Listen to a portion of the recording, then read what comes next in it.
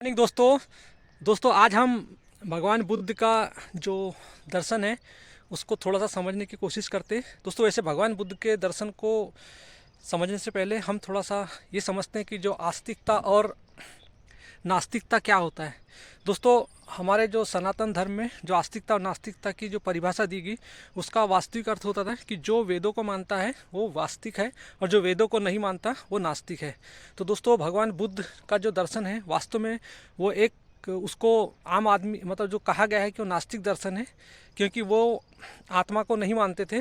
लेकिन दोस्तों उनको जब आप पढ़ोगे उनको समझोगे तब आपको समझ आएगा कि भगवान बुद्ध का दर्शन प्योर सनातन है, क्योंकि उन्होंने आम आदमी जो जिस परिप्रेक्ष्य में जीवन जी रहा है, जो व्यवहारिक जीवन में जो जीवन जी के जो झूठ को सच समझ रहा है, उसके परिप्रेक्ष्य में बोला था। क्योंकि आत्मा जो सत्य है वो निराकार है, निर्गुण है, निर्विकल्प है, अजन्मा है, असंग है।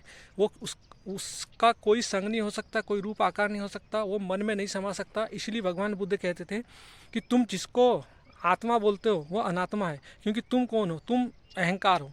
क्योंकि अहंकार क्योंकि अहंकार स्वयं अज्ञान है, स्वयं को जानता नहीं, और वो जो कुछ भी अपने मन में रख के किसी भी जो भी भाव अभाव उत्पन्न करेगा वो झूठ ही होगा। तो दोस्तों इसीलिए भगवान बुद्ध कहते थे कि तुम जिसको आत्मा बोलते हो वो अनात्मा है। क्योंकि आत्मा तुम्हारे शब्दों में नहीं आ सकती, आत्मा कोई मन का विषय नहीं है। दोस्तों आज हम जो बौद्ध दर्शन में भी जो महायान दर्शन नागार्जुन का है वो उसको समझते हैं। उसमें जो शून्यतावाद और का दर्शन क्या है, तो शून्यतावाद क्या है एक्चुअली उसको समझने की कोशिश करते हैं। दोस्तों बौद्ध दर्शन का ये बहुत ही महत्वपूर्ण दर्शन है, जिसको हम ये वैदांतिक दर्शन से बिल्कुल मिलता जुलता है, और ये हमें हमेशा अहंकार और आसक्ति को समझने के लिए दृष्टि प्रदान करता है। तो दोस्तों हम समझते हैं कि अभी शून्यतावाद क्या होता है, कि जब कोई भी वस्तु जो स्वतंत्र और स्थायी और स्वभाव सिद्ध अस्तित्व नहीं रखती, उस यानी कोई किसी भी वस्तु की जो होती है वो हमेशा अपने कारणों के ऊपर डिपेंड होती है, परिस्थितियों के ऊपर डिपेंड होती है, और संबंधों के ऊपर डिपेंड होती है। यानी नागार्जुन कहते हैं कि जो बुद्ध दर्शन कहता है कि ये सब चीज़ें जो है, यानी जो भी कोई वस्तु है वो अपनी उसकी स्वतंत्र कोई अवस्था नहीं होती, यानी वो हमेशा निर्भर होती है, कारणों पर निर्भर होती है, परिस्थितियों पर निर्भर होती है और संबंधों पर निर्भर होती है। तो इसी के कारण इसी को बोलते हैं वो इंट्रिंसिक नेचर, यानी दोस्तों इसे ही कहते हैं स्वभाव शून्यता, इंट्रिंसिक नेचर बोलते हैं इसको।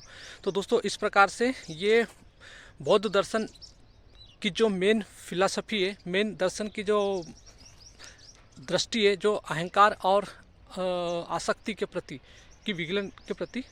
तो इसी प्रकार जो भगवान बुद्ध जो थे, शून्यता का जो सिद्धांत था ये नागार्जुन का सिद्धांत था, और भगवान बुद्ध इसी को बोलते थे वो, यानी प्रतीत सम उत्पाद।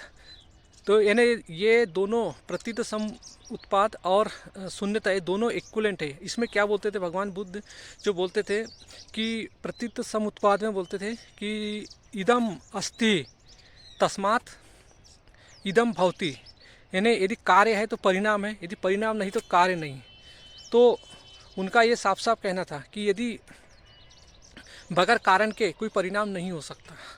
जैसे वे कहते थे कि वो एक एग्जाम्पल जिसको समझाते थे कि जैसे एक यदि संसार में यदि रथ है तो रथ की डिपेंडेंसी उसके डिपेंड करती है उसके पहिए के ऊपर, उसकी धुरी के ऊपर, उसके सीट के ऊपर और उसको चलाने वाले के ऊपर।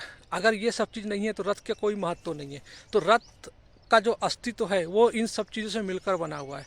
तो वो यही समझाना चाहते थे कि हर चीज़ जो है वो एक दूसरे से के ऊपर डिपेंडेंसी, कोई भी वस्तु अपने आप में स्वतंत्र नहीं है, कोई भी वस्तु स्वभाव भाव और अभाव का से शून्य है।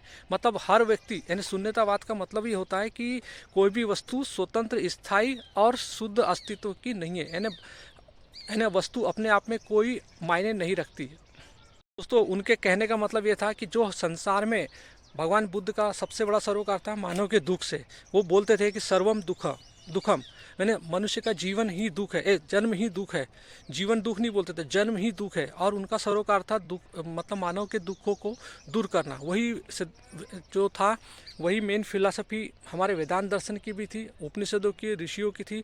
और हमारे भारत के 6 दर्शन जो है उनकी भी वही दर्शन थी। भगवान महावीर का दर्शन, यानी सबका उद्देश्य एक ही था कि मानव दुख में पैदा हुआ है, उसके दुखों का निवारण होना चाहिए। दोस्तों इसीलिए हमारे दर्शन और उपनिषद है, और हमारे ऋषियों ने हमें उपनिषद और दर्शन दिया है।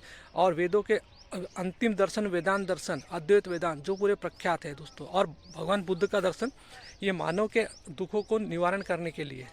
तो दोस्तों इस प्रकार से, और इनका जो मेन सरोकार है वो है अहंकार और आसक्ति को शून्य कर देना।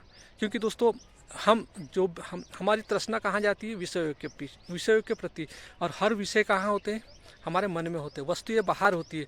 तो दोस्तों इसको अच्छे से समझिए कि हमारे मन में वही विषय होती है जो हमारा अहंकार जानता है, और जो हमारा अहंकार जिन विषयों से संबंध रखता है वही हमारे मन में विषय नाचते रहते हैं। और भगवान बुद्ध यही समझा रहे हैं कि कोई भी वस्तु जो है वो हमको जैसी दिखाई देती वैसी है नहीं, क्योंकि हर वस्तु प्रतिपल बदल रही है। तो दोस्तों जब हम वस्तु के यथार्थ को जान जाते हैं कि जो वस्तु निरंतर बदल रही है, इसका कोई अस्तित्व नहीं है, और हम उसके लिए मतलब कामनाओं में पड़े जा रहे हैं, और हम उसी के कारण दुख भोग रहे हैं, क्योंकि ऐसी कोई वस्तु नहीं है जो अपना स्वतंत्र अस्तित्व रखती है। तो दोस्तों ये भ्रम ही हमारा झूठा भ्रम है, और ये भ्रम ही हमें अज्ञान बनाए रखता है, और इसी अज्ञान के कारण हमारे जीवन में दुख आता है, क्योंकि हर वस्तु अपने आप प्रतिपल बदल रही है। दोस्तों हर वस्तु के अंदर जो उसके गुण धर्म होते हैं, उस है ना, और उसके जो मतलब वस्तु तो पदार्थ तो हमेशा बदलते रहता है। हर वस्तु के अपने गुण धर्म होते हैं, उसी के आधार पे कार्य करती है। तो दोस्तों हर वस्तु, भगवान बुद्ध हमें समझाते हैं कि वस्तु में जो स्वभाव और अभाव, यानी स्वभाव और अभाव का शून्य होना ही निर्वाण है। यदि हम स्वयं को जान लें कि जो ये अंतिम सत्य, मतलब जो शून्य है, अंतिम सत्य शून्य है। क्यों बोला? क्योंकि हर वस्तु, शून्यता मतलब नहीं होता। शून्यता मतलब होता है कि जो चीज़ अपने आप में अस्तित्व जो स्थायी नहीं है, स्वतंत्र नहीं है, वो वस्तु शून्य है। तो दोस्तों ये शून्यतावाद का सिद्धांत हमें हमारे अहंकार और हमारी जो डिज़ायर जो है, तृष्णा जो है, आसक्ति जो है, राग और द्वेष, इन सब चीज़ों से हमें मुक्त करता है। हमें समझाता है कि विषय आसक्ति ही मनुष्य का दुख है, और इससे मुक्ति पाना संभव है। दोस्तों यही हमारा शून्यतावाद का सिद्धांत है, यही भगवान बुद्ध की सीख है आम मानव के लिए। और इसी का सेम हमारा वेदांत दर्शन भी हमें यही बताता है कि जगत माया है और ब्रह्म सत्य है।